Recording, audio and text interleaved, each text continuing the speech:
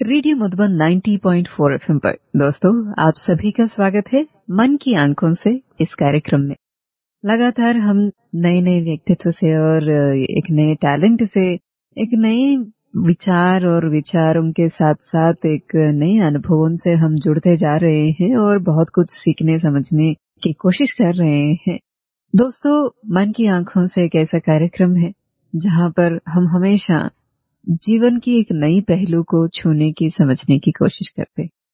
दृष्टि होने से ही हम इस दुनिया को नहीं देख सकते हैं, लेकिन असली दृष्टि वो होती है जो हम अपनी मन की आंखों से देखते हैं। कुछ ऐसे ही विचार और अनुभवों के साथ आज हमारे साथ जुड़े हुए हैं आवाज की दुनिया की मल्लिका, सुरों की मल्लिका दिव्यता गर्ग जी। आप भोपाल से हैं। जैसे हमने कहा कि आप आवाज की दुनिया की मल्लिका हैं, तो आप संगीत से जुड़े हुए हैं। तो आज हम कुछ संगीत के बारे में भी जानेंगे और उनके जीवन के भी बारे में जानेंगे। तो सबसे पहले हम स्वागत करते हैं डॉक्टर दिव्यता गर्ग जी को मन की आंखों से इस कार्यक्रम में और रेडियो मधुबन में। नमस्कार दिव्यता जी। नमस्कार रेडियो मधुबन सुनने वाले सभी श्रोताओं को। आपकी नाम ही दिव्यता है, हम अभी क्या कहें आपके बारे में। Thank you so much ma'am. तो ये नाम किसने चूज किया आपका? ऑब्वियसली मैम मेरे फैमिली मेंबर्स, मेरी दादी माँ दादाजी। वाह। Father mother. यस जी।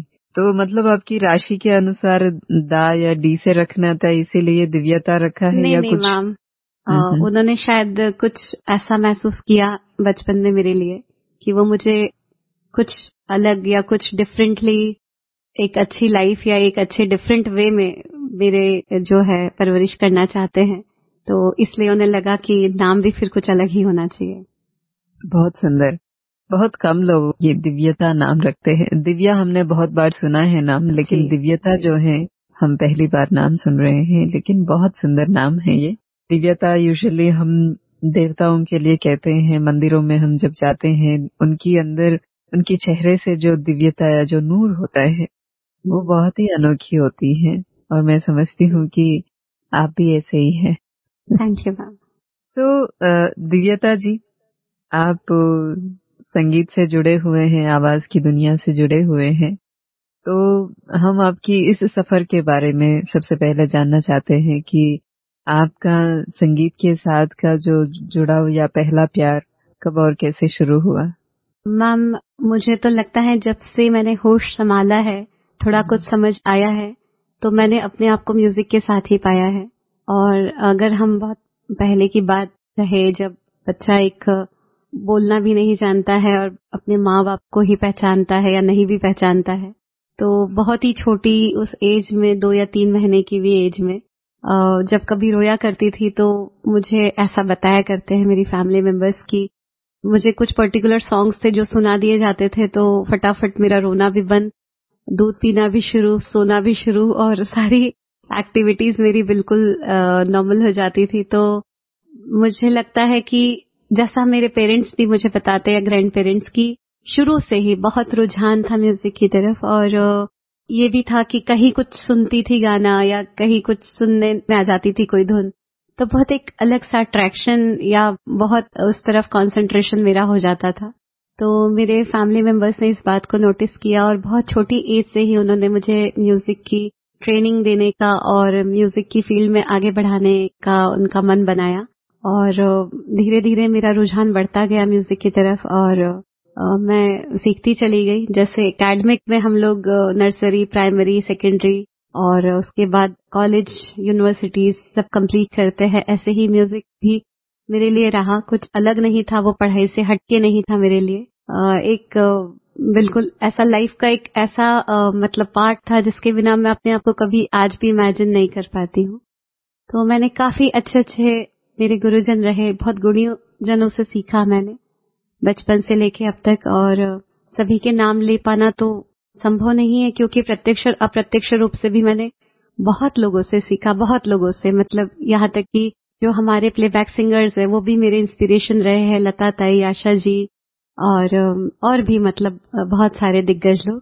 पर फिर भी मैं कुछ हमारे जो मेरे गुरुजन हैं जिनसे विधिवत मैंने बहुत अच्छे से सीखा है उसमें स्वर्गीय पंडित सिद्धराम स्वामी कोरवार जी, मरहूम जनाब Sarwat Hussain sahab, doctor Ashwina Rangnekar madam, Deshpande ma'am, Sharma sir और आजीवसन एकेडमी मुंबई, ये मुख्य रूप से है जिनके पास मैंने विधिवत सीखा है। मंदिरा हलवे जी, तो इनसे मैंने विधिवत सीखा है।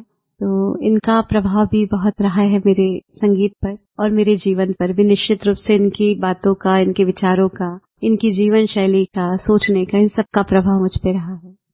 मतलब जितनी आपकी लंबी प्रोफाइल है उतनी लंबी टीचर्स भी है आपके। मैम, मैं अभी भी ऐसा मानती हूँ कि सीखने की कभी उम्र खत्म नहीं हो सकती है और मैं बहुत ज्यादा, मेरे अंदर सीखने की ललक आज भी है। मतलब अगर मुझे किसी छोटे बच्चे में भी किसी गाने में कोई एक बात अच्छी लगती है तो मैं उसको बहुत ध्यान से सुनकर उसको याद रख के उसे अपने गाने में फॉलो करने की कोशिश करती हूँ, क्योंकि म्यूजिक की फील्ड ऐसी है जिसमें कोई जूनियर और कोई सीनियर हो ही नहीं सकता। मतलब इसमें इतना कुछ सीखा जा सकता है। मैं अपने लिए बोलूंगी, जो भी कुछ कहूंगी, तो मुझे हमेशा से ये लगता है कि जितना हम सुनेंगे, जितना हम लोगों को जानेंगे या अच्छे लोगों के साथ बैठेंगे उठेंगे, डेफिनेटली उतना ही अच्छा हमें सुनने का मौका मिलेगा और वो अच्छा हमारी गायकी में भी धीरे धीरे हम अडॉप्ट करते जाते हैं अनकॉन्शियसली। इसलिए सुनना बहुत जरूरी है, अच्छे लोगों के बीच में उठना बैठना बहुत जरूरी है। उसका बहुत प्रभाव पड़ता है संगीत पर। सिर्फ एक रियाज की बात नहीं है, रियाज हम 4 या 6 घंटा कर सकते हैं, 10 घंटा कर सकते हैं। आज के समय में जो हमारी बिजी लाइफ होती है, जिस तरह से हमारे शेड्यूल्स होते हैं या लाइफ का जिस तरह से मतलब रोजी रोटी के लिए जो भागदौड़ होती है, उसके साथ बहुत लंबा रियाज नहीं भी हम कर पाए। लेकिन अगर हम गुणीजनों के बीच में उठते हैं, बैठते हैं, उनकी बात सुनते हैं, उनका गाना सुनते हैं, तो वो जो संस्कार हम पे पड़ते हैं, जो हम दिन भर उस म्यूजिक का चिंतन करते हैं, वो चिंतन भी हमें बहुत एक प्रोग्रेसिव बना सकता है म्यूजिक में और हमारे म्यूजिक के लेवल को भी इम्प्रूव कर सकता है। ऐसा मुझे अपने लिए तो एटलीस्ट मैं मानती हूँ कि उन बातों का मुझ पे बहुत असर हुआ है। नो डाउट दिव्यता जी, सीखने के लिए उम्र के साथ कोई ताल्लुक नहीं है या कनेक्शन नहीं है और जो भी हुनर है, हम जितना जितना सीखते जाते हैं उतना उतना रिफाइनमेंट हमारे अंदर होती जाती है और उतनी उतनी नई डायमेंशंस को हम उस पे खोलते जाते हैं। तभी हम देखते हैं कि इतने सारे सिंगर्स, इतने सारे गायक, कलाकार हैं, तो उतनी ही वैरायटी म्यूजिक भी है, उतनी ही वैरायटी गीत भी है। एक अकेले लता जी को ही हम सुनते हैं तो उन्होंने करीब 30,000 से भी ज्यादा अधिक गाने गाए हैं और कितनी सारे भाषाओं में गाए हैं, एक न गाना मिले दूसरे से। बिल्कुल। तो जब इतनी वैरायटी आवाजें हैं उतनी वैरायटी म्यूजिक भी है।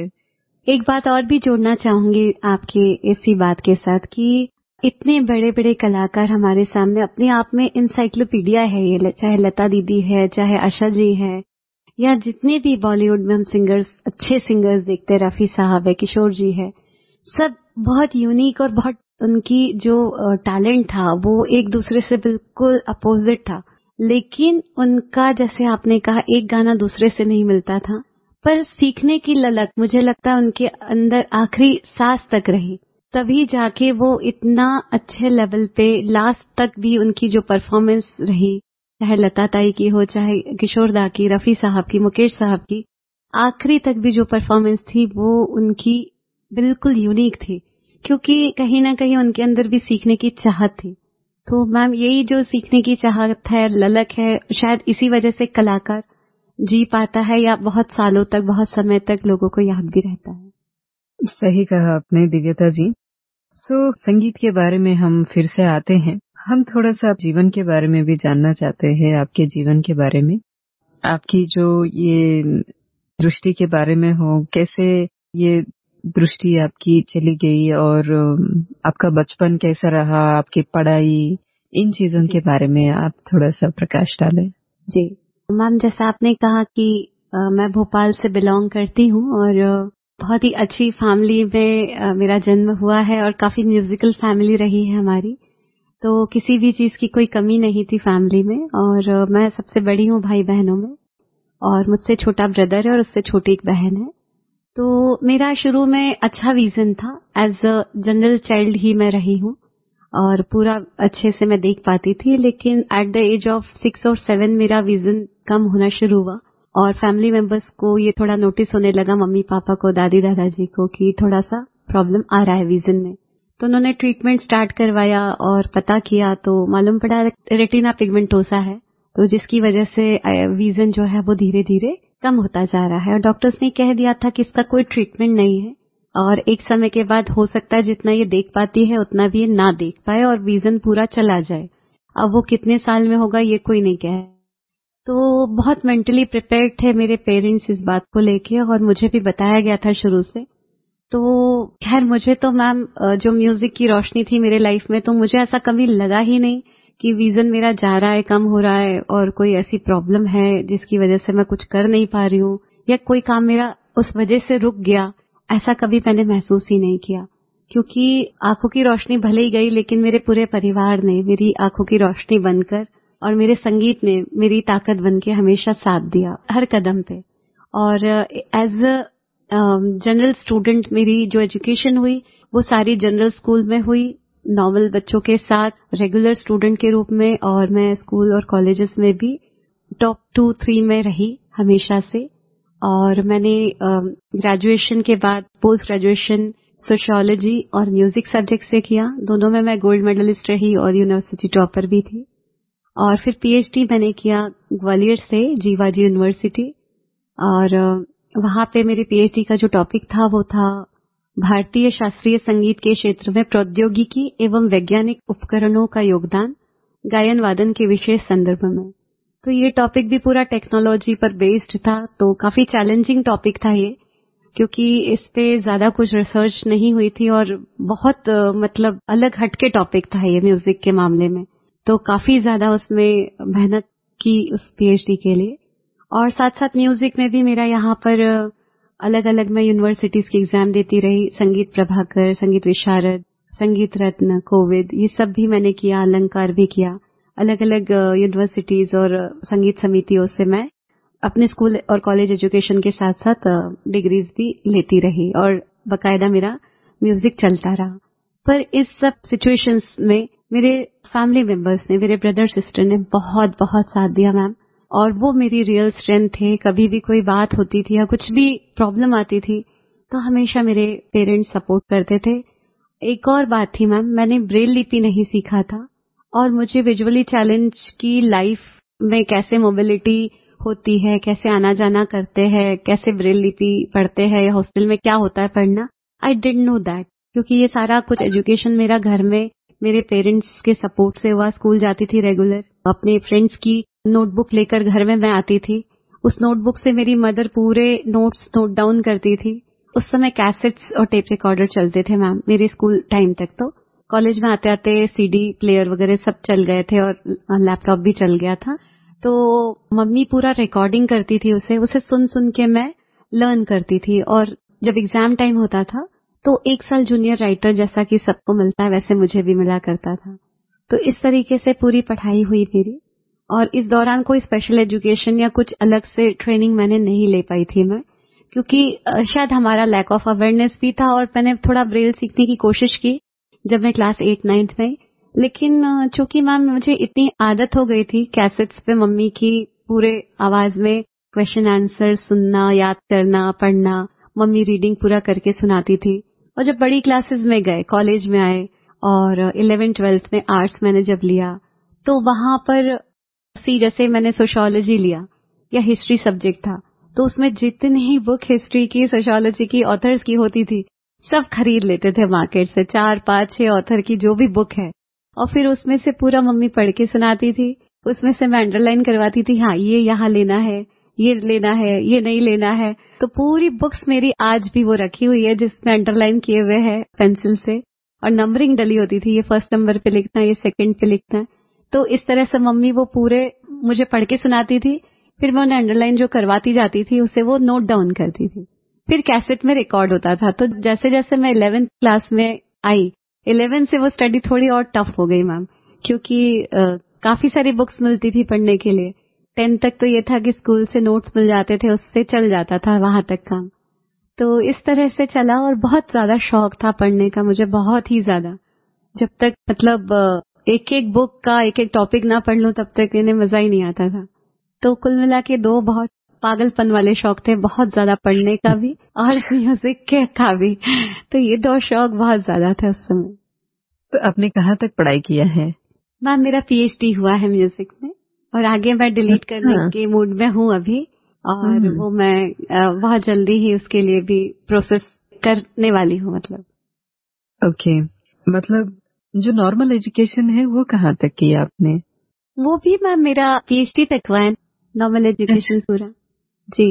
ओके, बीए, मतलब MA sociology, MA music, then PhD. PhD में भी जो थीसिस लिखी है मैम वो ब्रेल लिपि में नहीं है मेरी, नॉर्मल जैसे होती है, पूरा रिसर्च करके आए, फिर उसको पूरा नोट डाउन किया राइटर की हेल्प लेके, और उस समय भी रीडर राइटर मैंने हायर किए, मम्मी ने भी पढ़ के सुनाया बहुत सारा। और जहाँ कहीं लाइब्रेरी में जाना है या सर्वे करने जाना है, इंटरव्यूज लेने जाना है, उसमें भी मेरी मम्मा साथ जाती थी। कुछ अटेंडेंट जो रीडर राइटर रखे थे वो साथ में जाते थे, मैं डिक्टेट करती थी, वो नोट डाउन करते थे, फिर एक एक चैप्टर गाइड को भेजते थे लिख लिख के, फिर वो कोई करेक्शन होता था बताती थी कि इसको ऐसे कर लो आप।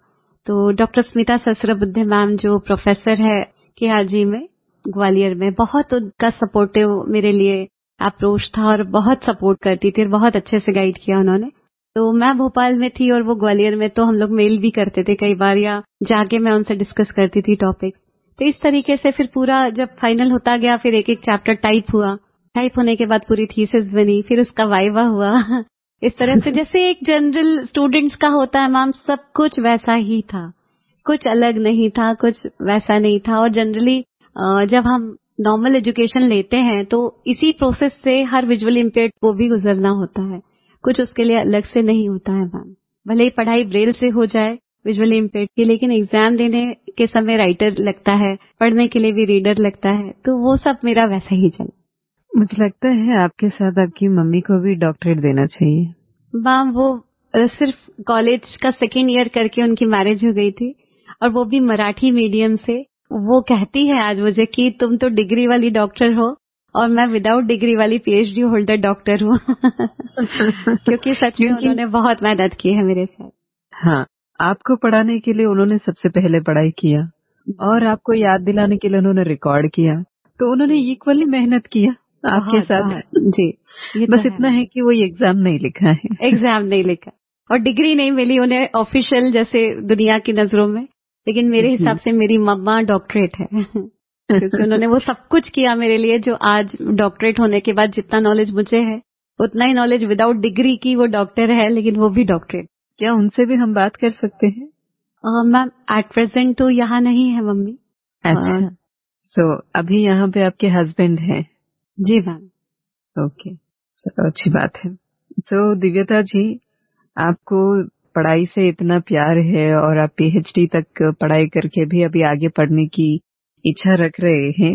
हम समझ सकते हैं कि आपके अंदर इतनी ललक है, लेकिन चैलेंजेस भी तो उतने ही है। इतना आसान नहीं है कि कोई रीडर मिले या कोई स्क्राइब मिले। बहुत सारे साथी ऐसे हैं जो टाइम पे नहीं मिलते हैं, एग्जाम टाइम पे लास्ट मोमेंट में कुछ न कुछ हो जाता है, फिर वो नहीं जा पाते हैं।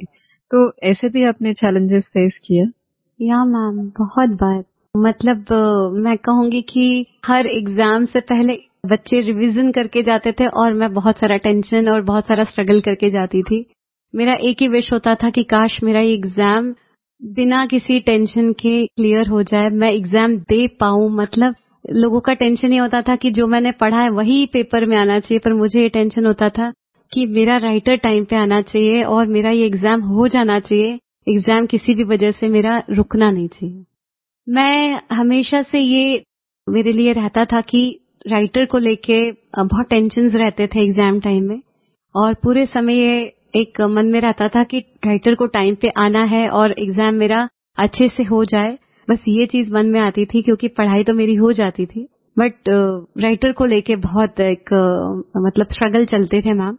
जब मैं 8th स्टैंडर्ड में थी तो मुझे बहुत अच्छे से याद है कि मेरा मैथ्स का पेपर चल रहा था और राइटर ने मुझे क्वेश्चन पेपर पढ़ के सुना दिया। मैं उसको डिक्टेट कर रही हूँ उसके सम्स अपने मैथ्स के, और बता रही हूँ कि ये इस तरह से लेफ्ट साइड में आपको ये स्क्वायर बनाना है, राइट साइड में ऐसा लिखना ही करना है। लिटरली उसने क्या किया क्या नहीं मुझे नहीं मालूम, क्योंकि उस समय इन्विजिलेटर भी इतने ध्यान नहीं था उनका भी इतना। तो उनकी खैर कोई गलती भी नहीं है, क्योंकि उन्होंने बाकी पेपर्स में देखा था कि वो लिख रहा है मेरा पेपर, तो इसलिए उन्होंने उस पेपर में उतना ज्यादा बॉदर नहीं किया। तो जब रिजल्ट आया तो I got supplementary in math subject, और फिर ऐसा हुआ कि पापा ने निकलवाया कि सप्लीमेंट्री कैसे आ सकती है, बाकी सब्जेक्ट में सब में पास हो गए, ठीक ठीक ही मार्क्स थे, बहुत अच्छे नहीं थे, लेकिन पास हो गए, इसमें सप्लीमेंट्री कैसे। फिर निकलवाया तो पता चला कि उसने जो मेरे ऑब्जेक्टिव टाइप थे 22 मार्क्स का, उतना ही उसने अटेम्प्ट किया था, उसी में यो टिक करना था, राइट रॉन्ग वो उसने टिक कर दिया, ठीक कर दिया।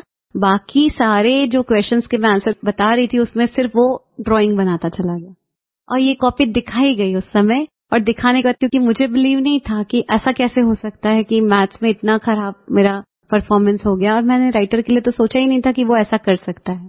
तो इस तरह के भी चैलेंजेस फेस किए हैं मैम। तो प्रॉब्लम तो आया, फिर मैंने सप्ली दिया और उसमें बहुत अच्छे से मैं निकल गई। लेकिन हाँ, आज भी उस 8 की मार्कशीट में सप्लीमेंट्री लिखा हुआ दिखता है। तो मैम ये तो है, और वो लाइफ मतलब ये बहुत बड़ा धोखा मिला है आपको लाइफ में। और मैम 7th स्टैंडर्ड के बच्चे ने, सोचिए एक ही क्लास जूनियर था और इतने छोटे बच्चे ने ऐसा किया है, जबकि उसे काफी कुछ उस एग्जाम के बदले में देने का भी प्रॉमिस था हमारा, पैसे भी देने का, और उसे कुछ सामान की नीड थी वो भी देने का प्रॉमिस था, क्योंकि टचवुड फैमिली मेंबर्स हमारे वेल ऑफ थे, तो ऐसी कोई प्रॉब्लम नहीं थी पैसे को लेके। तो हमने उसे बोला भी था, कमिट भी किया था और दिया भी मैम। एग्जाम होने के बाद रिजल्ट का भी वेट नहीं किया हमने कि नहीं उसने एग्जाम लिखा तो उसकी जो नीड है वो सारी हम पूरी कर दे। स्टिल उसके बाद ये सब हुआ तो बहुत फील हुआ मैम। लेकिन हाँ, उस बात से ये जरूर सीखा कि मतलब हमें राइटर को लेके भी बहुत अलर्ट होने की जरूरत है। सिर्फ अपनी पढ़ाई अच्छी हो जाना ही काफी नहीं होता है, क्योंकि अगर राइटर हमें प्रॉपर नहीं मिलेगा तो हमारी सारी मेहनत, पूरे साल का जितना हमारा टाइम है, एफर्ट्स है, वो सब खराब हो जाएंगे। मतलब जैसे आपको शुरुआत में राइटर समय पे पहुंचे, सही राइटर मिले, उसके साथ साथ वो लिखे भी, ये तीसरा एडिशन हो गया। तीसरा एडिशन हो गया मैम जी। तो फिर उसके बाद आप उस बच्चे को ढूंढ के उससे पूछ के कुछ बात करने की कोशिश नहीं की कि उन्होंने ऐसा क्यों किया? मैम उसने कहा कि मैंने ऐसे ही कर दिया हंसी मजाक में। मैम ही वॉज मतलब 7th बच्चे हैं तो फिर उन्होंने उसको तो उस बात को उसने वैसा ले लिया। और एक्चुअली वो एक मजदूर का बेटा था, तो मतलब अब उसके फादर भी उतना उस बात का इम्पोर्टेंस जानते नहीं थे। फिर हमें भी लगा कि अब जो हो गया है उसे तो चेंज नहीं किया जा सकता, आगे हम ही उस बारे में अलर्ट होके आगे के एफर्ट्स को और अच्छे से करें। बस ये सोच के हमने छोड़ दिया, क्योंकि इवेंचुअली जो हो गया था तो सप्लीमेंट्री तो देना ही था। उसको हम कुछ कहते भी तो सब कुछ चेंज तो होने नहीं वाला था कुछ भी उससे। जी, लेकिन उन्होंने ये सही जवाब तो दिया कि उसकी क्या मानसिकता थी उस समय। या जी, देखिए दोस्तों, कितनी बड़ी बात हो जाती है किसी के जीवन में हम मददगार नहीं बनते हैं, उल्टा हम उसकी इमोशंस और उसकी भावनाओं के साथ हम जब खेलते हैं तो क्या बीतता है एक व्यक्ति के ऊपर। तो दोस्तों, आप सभी से नम्र निवेदन है, जो भी कभी भी एक दृष्टिबाधित साथी या दिव्यांग साथी को मदद करना चाहते हैं तो आप जब कर सकते हैं तो ही कदम उठाइए, नहीं कर सकते हैं तो बिल्कुल आप उस रास्ते से हट जाइए ताकि वो अपना रास्ता खुद चुन सके। एक बात और होती है कि एक जो इंसान देख नहीं सकता है, अगर उसका कोई राइटर बन के उसके लिए लिखता है, रीड करता है, तो एक ना देखने वाले की आप आंखें बन जाते हो एक तरह से। और जब वो आंखें धोखा देने लगे, मतलब इतना ट्रस्ट बन जाता है विजुअली चैलेंज का उस राइटर के लिए कि वो पूरा विश्वास करके, अपना सारी चीजों पे ट्रस्ट करके आपसे अपनी जिम्मेदारी निभाने को कहता है। और जिम्मेदारी भी सिर्फ क्या है कि आपको डिक्टेट जो कहा जाता है उतना ही करने की जिम्मेदारी है। प्लस मैम, साल भर की उस इंसान की कितनी मेहनत हो सकती है, कितने सपने हो सकते हैं, उसके साथ साथ कितने उन पेरेंट्स के सपने हो सकते हैं, कितनी उम्मीदें और कितनी स्ट्रगल हो सकते हैं उसके पीछे। जैसा कि मैंने बताया कि इतनी रिकॉर्डिंग करके हम पढ़ते थे मैम, रात के 2-2 बजे तक मेरी माँ रिकॉर्ड करती थी। और जब बोर्ड के एग्जाम्स होते हैं मैम, हमारा MP बोर्ड था, तो क्लास 5th में भी मैंने बोर्ड एग्जाम दिया था एंड उस समय मेरा बहुत अच्छा % बना था। तब भी 4th क्लास के एक बच्चे ने मेरा लिखा था और उस बच्चे ने इतनी रिस्पॉन्सिबिलिटी से लिखा कि मैंने बहुत अच्छा % अचीव किया था। और 8th क्लास में भी बोर्ड एग्जाम ही था ये हमारा, जो MP बोर्ड का था। तो कहने का मतलब यही है कि कितने स्ट्रगल होने के बाद रात के 2-2 बजे तक मेरी मदर रिकॉर्ड करना, कई बार मैम टेप रिकॉर्डर खराब हो जाता था, पापा उठ के 2 बजे 3 बजे दूसरा टेप रिकॉर्डर निकाल के देते थे। या हमारे यहाँ पे शॉप थी टेप रिकॉर्डर और कैसेट्स की, तो रिपेयरिंग करना भी पापा जानते थे, तो जो रिपेयरेबल था वो बेचारे रात को 2 घंटे 1 घंटा लग के रिपेयर करते थे। कभी कैसेट की रील टूट जाती थी, फिर मम्मी रात भर पढ़ती थी मेरे लिए कि चलो कल एग्जाम है तो इसका कुछ मिस नहीं होना चाहिए, पूरी पूरी रात जाग जाग के पढ़ना। मैम बहुत कुछ होता था उस सब चीज के पीछे, तो वो जो पेन है, वो जो तकलीफ है, वो जो स्ट्रगल है, वो उस बच्चे ने नहीं समझा। उसने बस ये सोचा कि बस मैंने तो ऐसे ही कर दिया। तभी फिर हर एक इंसान एक दूसरे से अलग होता है, हर कोई एक जैसा नहीं होता है। जो बात आपने समझा है वो बात उसने नहीं समझा है।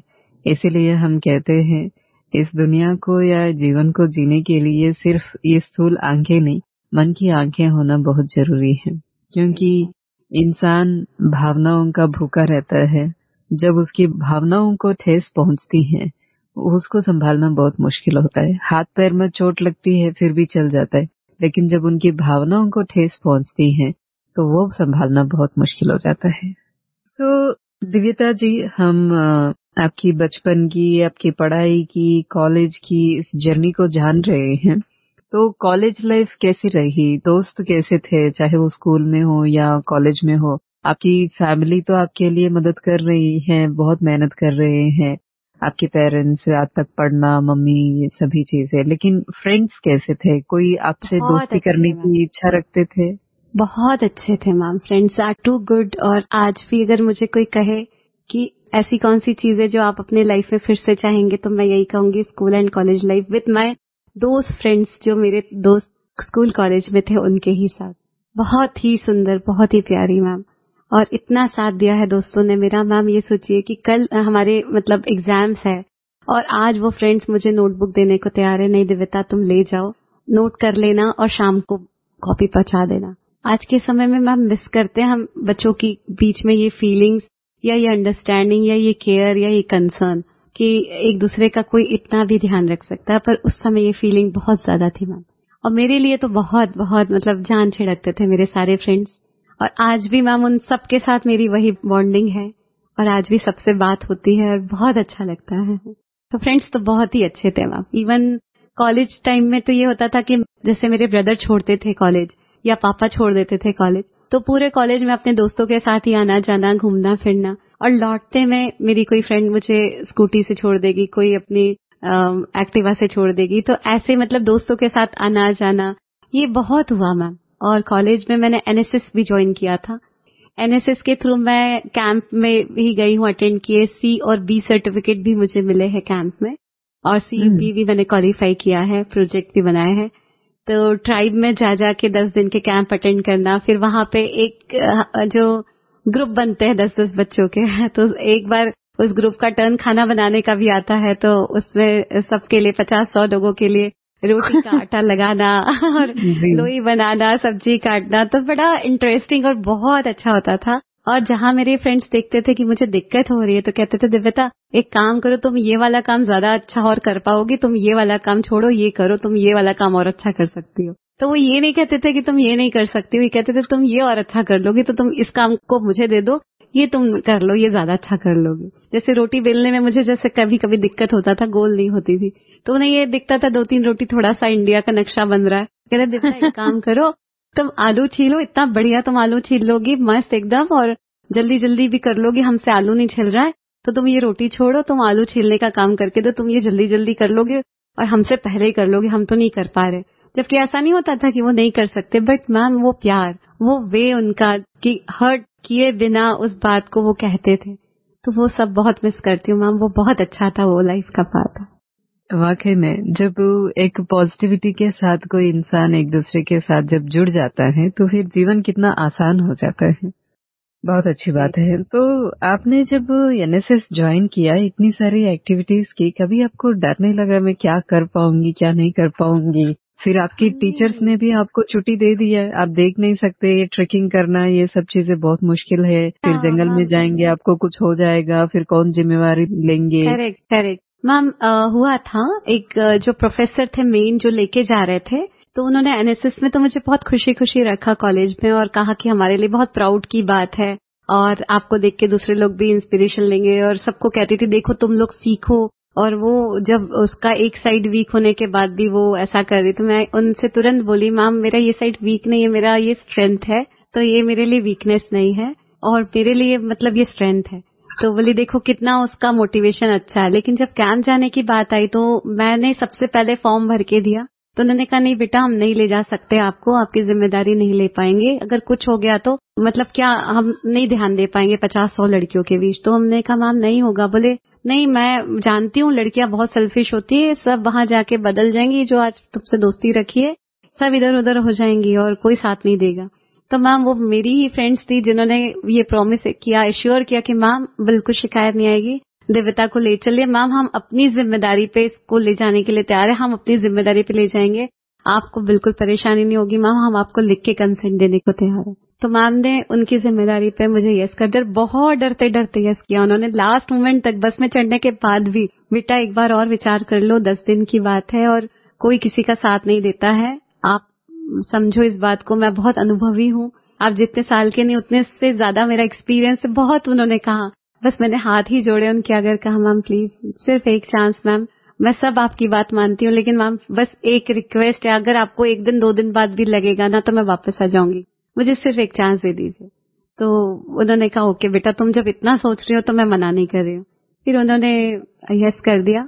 मैम 10 दिन तो मालूम नहीं पड़ा कैसे गया, 3-4 दिन बाद वो प्रोफेसर कहने लगी कि बेटा आई वॉज रॉन्ग, और मुझे बहुत खुशी और बहुत प्राउड फील कर रही हूँ मैं अपने डिसीजन पे कि मैंने तुम्हें यहाँ आने दिया और पहले जो मैं सोचती थी वो डिसीजन मेरा रॉन्ग।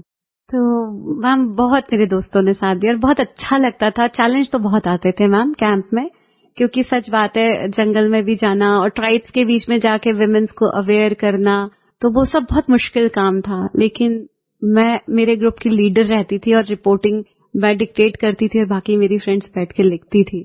तो बहुत अच्छा एक्सपीरियंस रहा, बहुत सीखा मैम उन चीजों से मैंने।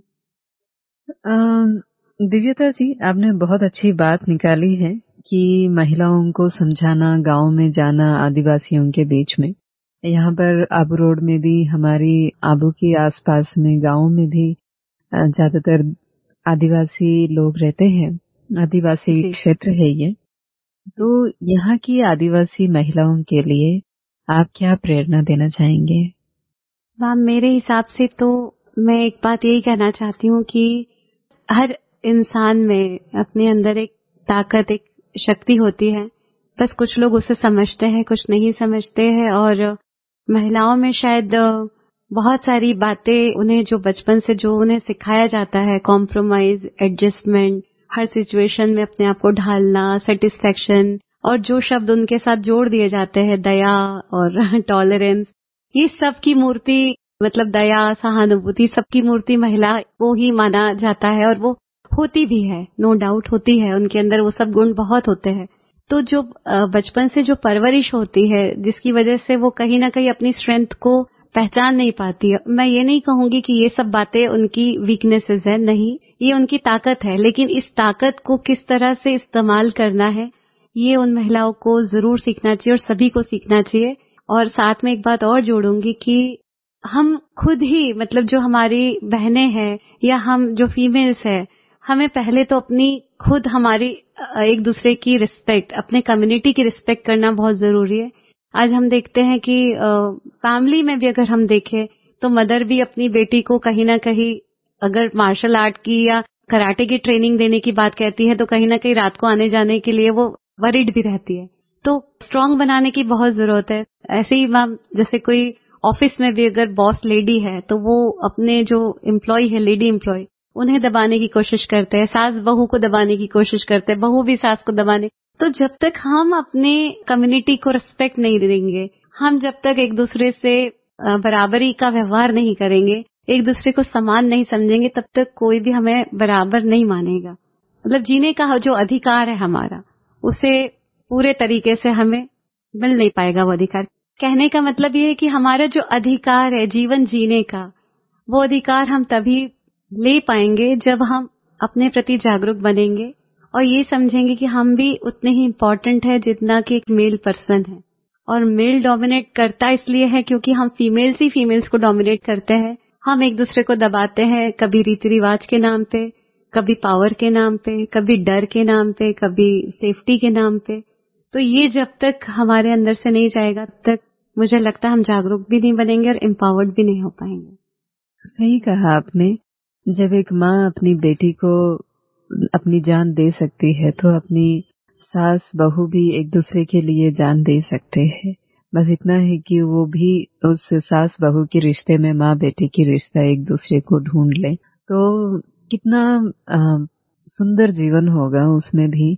और ना बहू को वो ससुराल लगेगी, ना सास को वो बहू लगेगी। ऐसे ही हर एक रिश्ता है।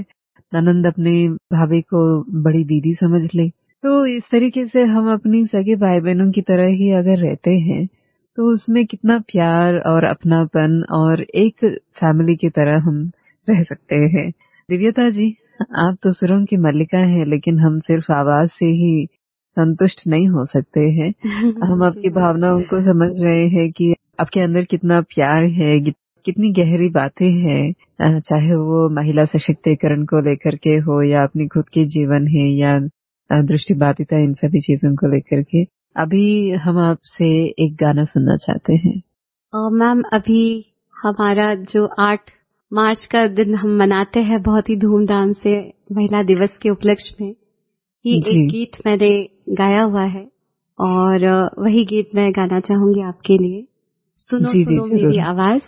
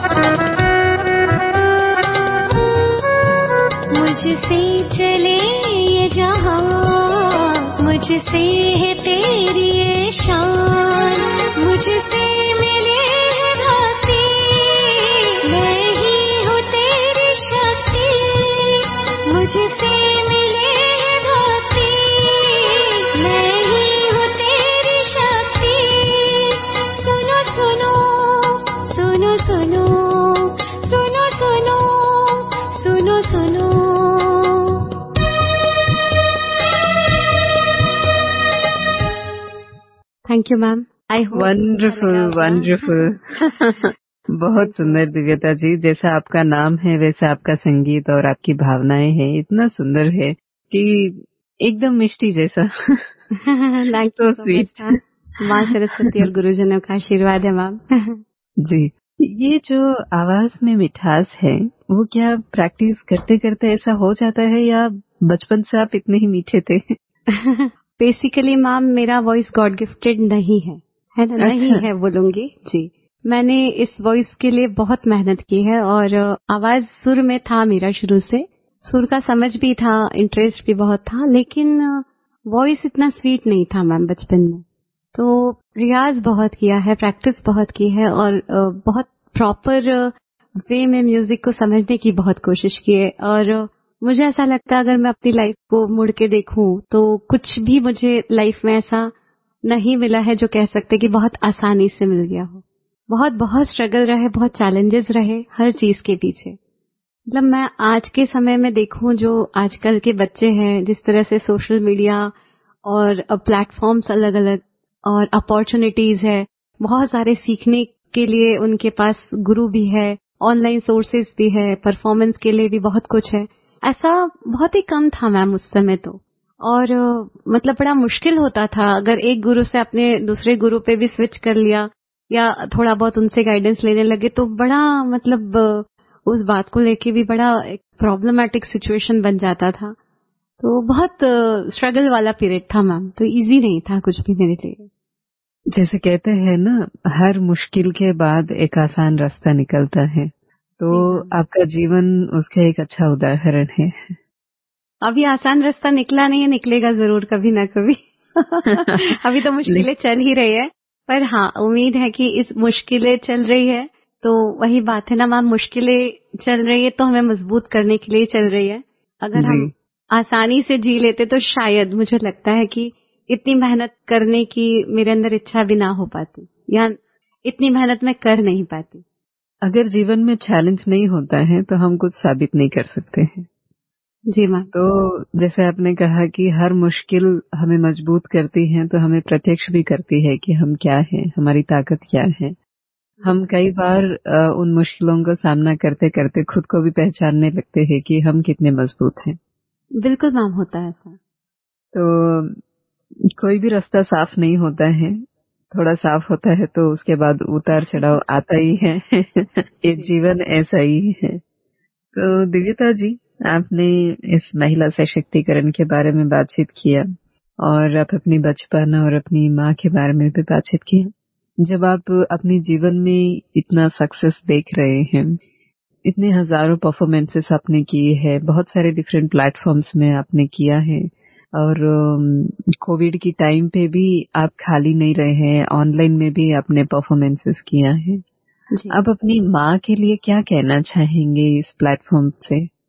मैं अपनी माँ के लिए यही कहना चाहूंगी कि जो भी आप दिव्यता को देख रहे हैं उसके पीछे और उसके साथ माँ है, पापा है, दादी है, दादाजी है, भाई है, बहन है और बस मैं ये 6 लोग ही है मैम जिन्होंने हर लेवल पे बहुत बहुत सपोर्ट किया। आज घर से कहीं भी जाना अगर है, चाहे मुझे म्यूजिक सीखने जाना है, परफॉर्म करने जाना है, स्कूल जाना है, कॉलेज जाना है, यही 6 लोग मेरे लिए पिलर की तरह रात दिन तैयार रहते थे। कितनी ही मुश्किलों के बाद, कितनी ही उनकी अपनी तकलीफों को दूर रख के, उनके अपने शेड्यूल को छोड़ के मेरे लिए हमेशा प्रायोरिटी पे रेडी रहते थे। तो बहुत इक्वल कंट्रीब्यूशन है मैम इन सबका। और सच में मैम वो दिन याद करो तो ऐसा लगता है कि सच में मीन्स वर्ड्स नहीं है कुछ कहने के लिए। आज वही चीज मैं अगर देखूं तो मेरे लाइफ में मेरा बेटा है, 11 साल का है अभी, लेकिन बहुत समझदार है, हर लेवल पे सपोर्ट करने के लिए तैयार है। और जब मैं 2-2.5 साल का मेरा बेटा हुआ था, उस समय मैंने पीएचडी की पढ़ाई अपनी ऑलमोस्ट कंप्लीट कर ली थी इतने छोटे बच्चे के साथ। मतलब मेरी मैरिज से मैंने स्टार्ट की थी पढ़ाई और बेटा मेरा 2.5 साल का हुआ तब तक मेरी पीएचडी कंप्लीट होने में आई। तो उसने भी बहुत सपोर्ट किया शुरू से, प्रोग्राम में जाना है, आना है, हमेशा उसने बहुत सपोर्ट किया। ऐसे ही मेरे हस्बैंड ने भी, जो उनका मेरे लिए बिहेवियर था, जो उनकी एटीट्यूड था, डेफिनेटली उस बात से, और मेरे जो इन लॉज का भी मेरे लिए जो मतलब एक नजरिया था, उससे भी मुझे बहुत स्ट्रेंथ मिली है, एक जिद बढ़ी है मेरे अंदर की और अच्छा करके दिखाना है। तो ये मतलब इन सब का कंट्रीब्यूशन है, माँ के साथ साथ इन सब का मेरे लाइफ में कंट्रीब्यूशन है मैम। जी, बहुत सुंदर सी बात है कि भगवान ने आपको बहुत सुख दिया है, यानी कि रिश्तों के द्वारा, चाहे वो आपकी ससुराल में हो या फिर मायके में हो या आपकी दोस्त स्कूल और कॉलेज में जिस तरीके से आपको मदद कर रहे थे, तो आपने बहुत पुण्य किया है, तभी आपको भले अगर एक चीज नहीं है तो बाकी चीजें इतनी अच्छी तरीके से मिले कि आपको उस चीज की कमी नहीं है। मुझे लगता ही नहीं कि वो चीज नहीं है मेरे साथ, अभी भी नहीं लगता है मैम, रियली। ड्रेसेस भी मैं अगर परचेज करने जाती हूँ या अपने लिए ज्वेलरीज है, व्हाटएवर इट इज, कुछ भी लेती हूँ तो मैं छूकर सब चीजें रिकॉग्नाइज करती हूँ। कलर कॉम्बिनेशन या डिजाइन के पैटर्न जरूर जो मेरे साथ है बताते हैं कि ये ठीक है, ये नहीं है, लेकिन मैं खुद टच करके फील करके अगर मुझे अच्छा लगता है तो फाइनल होता है। तो मुझे ऐसा लगता ही नहीं कि कोई ऐसी चीज है जो मैं नहीं कर पाती। हाँ, ये जरूर है कि विजन ना होने की वजह से कुछ चीजों में फर्क पड़ता है, लेकिन हमने अपने लाइफ को ऐसा ढाल लिया है, बना लिया है कि उस बात की कमी नहीं महसूस होती है, बल्कि उसको हमने दूसरे वे में एडजस्ट ऐसा कर लिया है कि वो चीज हमें अखरती नहीं मैम। कभी कभी तो है, पर वो अखरती नहीं वो कमी। कभी ऐसा लगता नहीं कि इस वजह से कोई काम ऐसा है जो हो नहीं पा रहा है। अच्छी बात है। सो दिव्यता जी, मैं आपसे एक सवाल पूछना चाहती हूँ। माफ करना चाहूंगी अगर आपकी भावनाओं को ठेस पहुंचती है। नहीं मैम। लेकिन मैं एक आम पब्लिक की जो आवाज है, इस बात को मैं भी समझना चाहती हूँ। जब भी कोई दृष्टिबाधित साथी होते हैं तो उनको सूरदास के साथ संबोधित करते हैं, और अभी इनको और कुछ आता नहीं है इसलिए इनको गाना सिखा दो, ये कुछ रोजी रोटी कमा लेंगे अपने लिए जी। तो क्या ये सूरदास कहना या ये और कुछ नहीं कर सकते इसलिए इनको संगीत सिखा दो, ये एक कमजोर मानसिकता कहते हैं आप इस चीज को? आपको क्या लगता है? इस बात को मैं कमजोर मानसिकता तो नहीं कहूंगी, मैं ये कहूंगी लैक ऑफ अवेयरनेस है मैम। उन्होंने अपने लाइफ में एक सूरदास की जीवनी ही पढ़ी है या उनके ही भजन देखे सुने हैं जो देख नहीं सकते थे, लेकिन क्या वो सूरदास के जैसा कोई दूसरा बन पाया, वैसा लिखने वाला, वैसा कंपोज करने वाला? दूसरी बात, अगर ब्लाइंड लोग सिर्फ गाना ही कर पाते हैं तो रविंद्र जैन के बाद दूसरे कोई क्यों नहीं आया आज तक फिल्म इंडस्ट्री में? ब्लाइंड लोग अगर ब्लाइंड सिर्फ यही कर पाते हैं तो और कोई दूसरे क्यों नहीं हो पाए इस फील्ड में आगे, या क्यों वो और कुछ इतनी हाई प्रोफाइल पे नहीं आ पाए? तो एक्चुअली ये उनकी मानसिकता नहीं है, उनको जानकारी नहीं और वो जानना चाहते भी नहीं है। सिर्फ इतनी ही बात है। जिनकी जानकारी जिनके अंदर है वो कभी ऐसा बोलेंगे नहीं, पहली बात। और दूसरी बात की मानसिकता इसलिए अपन बोलते हैं या जोड़ते हैं कि उनको जब जानकारी नहीं है तो मानसिकता से क्या जोड़े है ना, क्योंकि जानकारी का अभाव है। तो जिनके पास जानकारी का अभाव होता है उसके दो तरीके, या तो वो जानने की कोशिश करते हैं या कोशिश ही नहीं करते हैं। तो जो कोशिश करते हैं वो कभी कहेंगे नहीं, और जो कोशिश नहीं करते वो फिर इसी तरह की बात करते हैं। बहुत सटीक बात कही आपने दिव्यता जी। अंत में मैं एक और सवाल पूछना चाहती हूँ। जैसे इस कार्यक्रम का नाम है मन की आंखों से, आप अपने जीवन में ऐसा कब महसूस किया कि हाँ, ये जीवन वाकई में मन की आंखों से देखने वाली है? स्थूल आंखें हो या ना हो, उसमें कोई मायने नहीं रखती है ज्यादा। मैम, बहुत सारे मौके थे जब मेरा बेटा हुआ और पहली बार उसे जब मैंने अपनी गोद में लिया, वो जो फीलिंग थी, ऐसा लगा नहीं मुझे कि इसे मुझे देखने की जरूरत है। वो जो माँ का जो कनेक्शन एक बच्चे के साथ जुड़ गया फर्स्ट टाइम जब मैंने उस बच्चे को हाथ में लिया।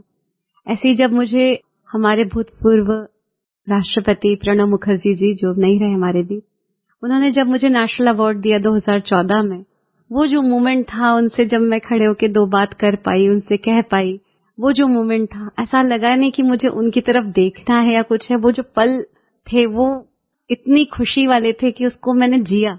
तो वो ऐसे ही जब स्वर्गीय रविंद्र जैन दादू, जो म्यूजिक डायरेक्टर बहुत फेमस रह चुके हैं फिल्म इंडस्ट्री में, हमारे घर आए और मेरे गाने सुने, उन्होंने बहुत आशीर्वाद दिया। वो भी पल ऐसे थे कि जो देख के ऐसा लगा नहीं, मतलब उन पलों में जीकर, कि इसे मुझे आंखों से देखने की जरूरत। तो मैम, ऐसे बहुत सारे अनगिनत पल है जहां मुझे ऐसा लगा कि ये पल तो मन की आंखों से ही देखने वाले हैं। इस खुशी को मैम कोई कैसे देख सकता है? ये जो खुशी है नेशनल अवार्ड मिलने की, अपने बच्चे को हाथ में पहली बार लेने की, या इतनी बड़ी संगीत की हस्ती हमारे घर आ जाए जिसको हम बचपन से सुनते रहे हैं, जिनके सॉन्ग्स को वो हमारे घर अचानक आ जाए, या मतलब एक बड़ी बड़ी अचीवमेंट्स जो भी कुछ लोगों की होती है, उस समय, उस अचीवमेंट के समय जो वो पल होते हैं, उससे तो मेरे को लगता है कोई भी इंसान अपनी दृष्टि से कभी देखकर खुश हो ही नहीं सकता। वो हर इंसान उसे मन की आंखों से या मन से ही खुश होता है उस अचीवमेंट्स पे। क्या खूब कहा है आपने कि सचमुच भावना ऐसी चीज है, वो हम महसूस करते हैं उसको हम देख नहीं सकते हैं। तो जीवन महसूस करने वाली होती है और जब हम महसूसता की आधार से ही हम बहुत सारे निर्णय भी लेते हैं और बहुत सारी भावनाओं का आदान प्रदान भी होता है। दिव्यता जी, आज आपसे मिलकर के आपसे बात करके आपकी बातें सुन करके हमें बहुत खुशी हुई, बहुत अच्छा लगा और बहुत कुछ जानने सीखने को मिला है, चाहे वो संगीत के बारे में हो या आपके बारे में हो। तो आपकी जो दृष्टिकोण है महिला सशक्तिकरण के प्रति वो भी सराहनीय है। बहुत-बहुत धन्यवाद आपका। आज आप रेडियो मधुबन से और इस मन की आँखों से कार्यक्रम के द्वारा आपने हमारी सुनने वाले सभी श्रोताओं को इतनी सारी बातें शेयर की। बहुत-बहुत धन्यवाद आपका। थैंक यू सो मच आपको और रेडियो मधुबन की पूरी टीम को। मुझे आपने इस काबिल समझा कि आपने अपने शो पे मुझे इनवाइट किया। Once again thanks a lot. नमस्ते। दोस्तों, ये था आज का कार्यक्रम मन की आंखों से और हमारे साथ जुड़े हुए थे डॉक्टर दिव्यता गर्ग जी भोपाल से। उनकी जीवन की बहुत सारी झलकियों को आपने सुना है। फिर मिलेंगे अगले हफ्ते फिर किसी नए साथी के साथ। तब तक के लिए सुनते रहिए, मुस्कुराते रहिए। Radio Madhuban 90.4 FM।